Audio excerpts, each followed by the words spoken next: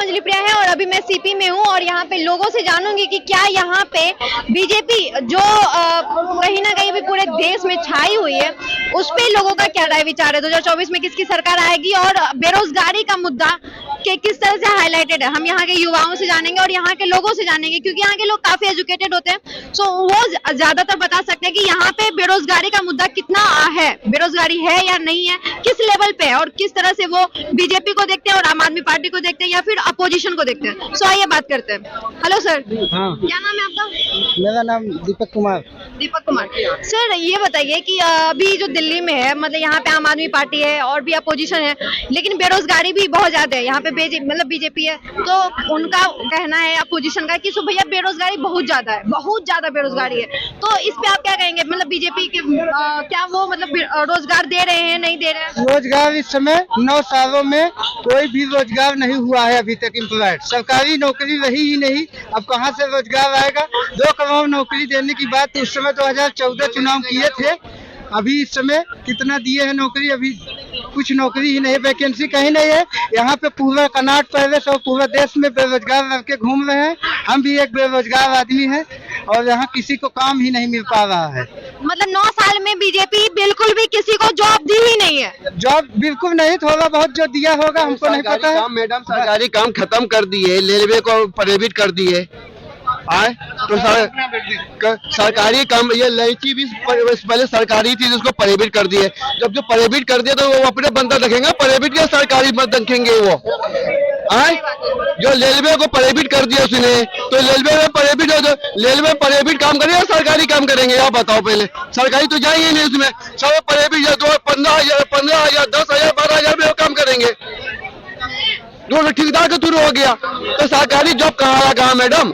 ये जो जुमला ये किया था कि 5 साल जाने दो, 5 साल आने दो, तो 5 साल जो आने की बोला था कि मैं हर साल 2 करोड़ नौकरी दूंगा, 2 लाख नौकरी दूंगा हर साल।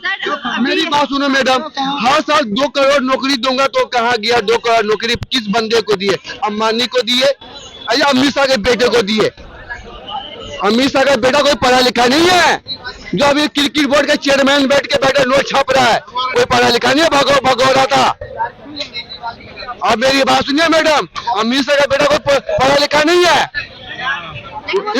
इसलिए एक मंत्री का बेटा, वो एक मंत्री का बेटा है, उसको ये क्रिकेट बोर्ड का चेयरमैन बना दिया और नोटमेट बनाने की मशीन बना दी उसने। और भी पब्लिक देना आपको खुद ही जो करेगी घर से। राहुल गांधी की बात कर रहे हैं आप। राहुल गांधी तो ये खुला बोल दिया था ना कि हम पार्टी में कोई पोस्ट नहीं लेंगे। मेरी बात सुनिए ध्यान से, अभी पढ़े लिखा, हम कोई पोस्ट नहीं लेंगे, हम पार्टी में जोड़ रहेंगे, पार्टी का काम करेंगे। कोई प्रधानमंत्री का, कोई विधायक का या किसी पोस्ट हम नहीं लेंगे, हम पार्टी में जुड़ा रहेंगे, पार्टी का काम करेंगे। आप बोलिए मैडम। सर यहाँ पे मतलब कि बीजेपी जो है वो ये भी दावा कर रही है कि करप्शन दूर कर, मतलब जब आएगी करप्शन दूर करेगी, मतलब मेक इन इंडिया या फिर जो डिजिटलाइज इंडिया है वो सब की। तो आप कैसे कह रहे हैं कि मतलब रोजगार खत्म करेगी? वो तो डिजिटलाइज की ना इंडिया। बात सुनिए मैडम, आप ये कह रहे हैं कितनी आपको ये मालूम होनी चाहिए, आपके सर्वे से बोल रहा हूँ, आपके मैच से कितनी आपको पता होने की दिल्ली में आई जो सरकारी आई थी कंपनियों कितनी बंद हो चुकी है, ये तो आपको ही पता है।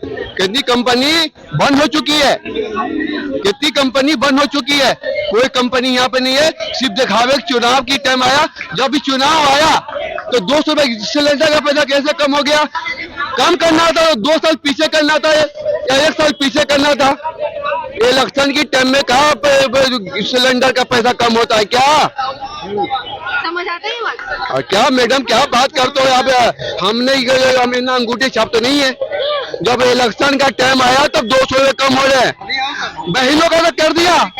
और जीजा का जो जिम कभी भरता ही नहीं है उसके, कभी कहता सब्जी का रेट बढ़ गया, कभी कहता नीमक का रेट बढ़ गया, कभी कहता तेल का रेट बढ़ गया, वो कहाँ से पूरा करेगा? लोग तो ये कह रहे हैं कि अब सरकार जो है रेट इसलिए बढ़ा रही है क्योंकि रोजगार भी बढ़ रहा है, महंगाई बढ़ रही है, तो इन सब इस वजह से रेट बढ़ रही है। लोग तो ये कह रहे हैं। देखिए इससे पिछली सरकार थी 2012 में, आपकी सही से कह रहा हूँ, डॉक्टर मनमोहन सिंह की कांग्रेस की सरकार थी, 390 रुपए का सिलेंडर था। जो डॉक्टर मनमोहन सिंह 10 रुपए बढ़ाया था, यही स्मृति ईरानी लाल किले पे घुटना के ऊपर साड़ी पहन के कूद रही थी सिलेंडर लेके। हाय हाय हाय हाय हाय, इस समय कहाँ गई स्मृति ईरानी? कहाँ गई? सवाल 1100-1200 सिलेंडर है, कहाँ गया सिलेंडर? कहाँ गई स्मृति ईरानी? जो वो डॉक्टर मनमोहन सिंह को चूड़िया भेजी थी, अब भेजो प्रधानमंत्री को चूड़िया, सिलेंडर है यहाँ पे, भेजो ना उसको, मोदी को चूड़िया भेजो, उसकी दम है तो बताओ चूड़िया कहाँ है अभी? सर एक बात बताओ, जैसे कि आप ये कह रहे हो स्मृति ईरानी, अभी तो 2024 का चुनाव आने वाला है और सब कह रहे हैं कि बीजेपी वापस से आएगी, तो यहाँ पे बीजेपी जब वापस से आएगी तो वापस से फिर ये सब होने वाला है, आपको क्या लग रहा है? बीजेपी मैडम, या महंगाई किस चरण पे? महंगाई तो दुनिया भर की है, रोजगार नहीं है, इसको बच्चे की पढ़ाई सही नहीं हो रही है, कोई हॉस्पिटल सही से नहीं खोला, ये पिछली सरकार की हॉस्पिटल को सही करके कदा मैंने खोल दी, कुछ है नहीं ना। क्या 24 में गलती से आ गया तो ये देश को बेच के भाग जाएगा। लेकिन पूरी दुनिया में तो अपने देश का नाम ऊंचा कर रहे हैं ना मोदी जी, सब कह रहे हैं। कौन सी ऊंचा कर दी है? 2020 की बैठक में, इससे पहले भी हमारा देश में इंदिरा गांधी लाए थे, 2020 के बैठक में, इससे पहले भी हमारा इंदिरा गांधी कितने देश के बंदे लाए थे? 105 देश के बंदे आए थे, आपकी जानकारी में बता रहा हूं मैं, 105 देश के बंदे, ये 30-32 देश के बंदे लाए हैं। उसमें कहाँ पे जुग्गी थी? गरीबों को मार दिया, जवाल गिर गई, गरीब बढ़ गए। इंदिरा गांधी की सरकार आई थी तो कोई ऐसी कैसे आम पब्लिक ऐसी था, कोई बहुत दिन है कि कहीं पर लॉकडाउन नहीं लगा था, ये तो 3 दिन के लिए पब्लिक को गरीबों को मार दिया। कहा 2020 की बैठक कर, उसमें भी साल भर जिसमें 2020 में काम किया उसकी तनख्वाह नहीं मिली।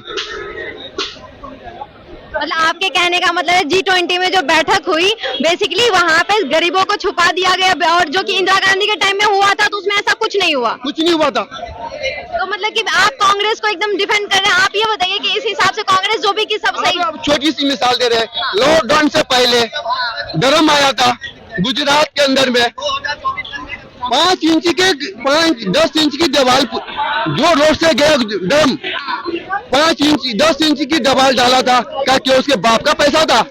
जनता का पैसा था। जनता, ये जो 18% हम ब्याज टैक्स भर रहे हैं ना, फ्री के नहीं भर रहे हम, जो जनता का पैसा है, सरकार की बाप का पैसा नहीं है। क्या लगता है सर, ये सर जो बोल रहे हैं सही बोल रहे हैं? ये जो बोल रहे हैं ये सही बोल रहे हैं, इसलिए कि जमीन पर इस समय ये कागज पर काम दिख रहा है, जमीन पर कुछ नहीं गांव में दिख रहा है। यहाँ पर कोई भी जैसे आता है मीडिया कर्मी तो आपका तो निष्पक्ष, आपका मीडिया आपका जो मीडिया चैनल है ये तो एकदम निष्पक्ष दिखा देते हैं, नहीं तो और चैनल वाले तो पूरा एक तरफ दिखाते हैं। और सबसे पहली बात मैं ये कहना चाहता हूँ, यूपी में पहले जो थी 2007 से 2012 तक माननीय मुख्यमंत्री बहन कुमारी मायावती जी की सरकार में महिलाओं का सम्मान सबसे ज्यादा हुआ। उस समय कोई घटना नहीं होती थी, कोई गुंडाराज नहीं था। इस समय जितना ज्यादा गुंडाराज हो गया है, बहन जी की सरकार थी। मैं 80 भी नहीं हूँ, मैं तो एक जातिवाद तक बात नहीं है, लेकिन उस समय काम भी हुए थे, बहुत ज्यादा काम हुए थे, जमीन पर दिखे थे।